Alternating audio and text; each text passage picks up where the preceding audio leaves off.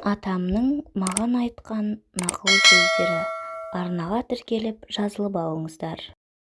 Алатын кезде алға озып, беретін кезде артқа бұғып қалатын, алғаны мен бергенін жіпке тізіп санайтын адамнан аулақ жүр. Ондай адамнан құтылудың өзі үлкен олжа. Адам ешкімге сенбей, бәріне күдіктеніп, айналасындағыларды ылғи, алдамшы, қу, нашар адамдар деп ойлап жүрсе, тура сондай сұмырайлар кездесе береді, қасыңа топталып жинала береді. Өзгеден артық болам деп арындама, шамаңды шақта. Тең түскенге қанағат ет. Қанағат қарын тойғызар, қанағатсыздық жалғыз атын сойғызар деген ата-бабаң. Бірақ тепкіге төзбе, ешқашан аяққа басылмаған. Адам өмірге мынау жарық дүниеге жылап келеді. Ата-ана, туыс-туған, айналасы шат-шадыман қуанады.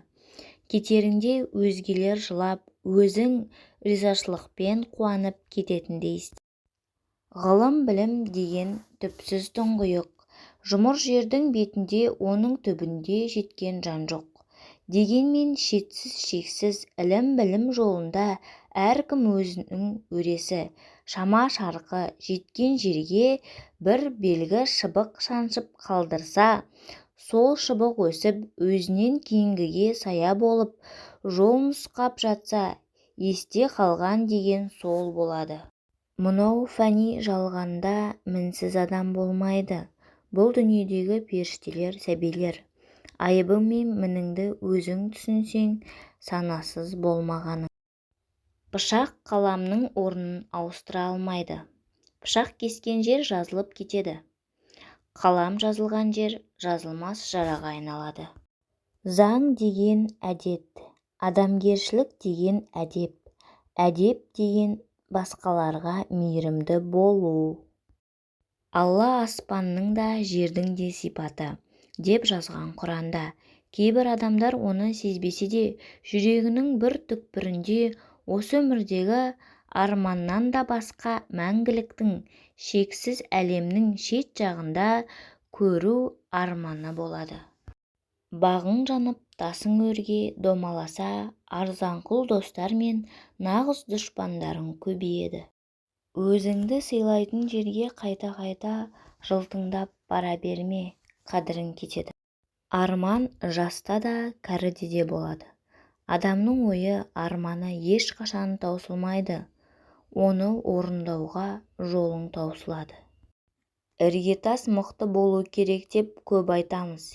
Егер іргетастың үстіне қабырға берік қаланбаса, төбесі биіктеп еңселенбесе, шатыры жақсы жабылмаса, қанша мықты болса да, іргетастың құны шамалы болып қалады.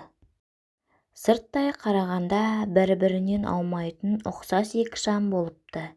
Біреуі, мен неткен әдемімін, мен қандай жарықпын, мен алаулап тұрмын, мені жұрт түгел көруге тез, көруге міндетті, егер маған назар аудармаса, құлаймын да бәрін өртеп жіберемін депті.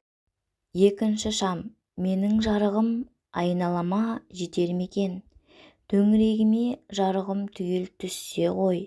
Адасқан жолаушы сәулені көріп жол тапса, менің жарығыммен біреу кітап оқып, біреуі жазу жазса, енді біреуі кесте тіксе, менің жарығымның септігі тиіп, сәби жусымаса депті. Мұны не үшін айтқанымды ары қарай өзің ойлан. Ақымақтығыңды өзің ұғын, түсінесің. Ақылды болғаның, ал өзіңді ақылдымын деп сенсең, нағыз ақымақсың. Адамға өзін тазарту, өмірін таза ету маңызды.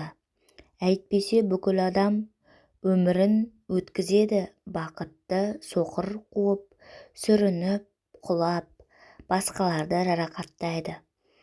Таза емес адам болмайды, бақытты бола алады.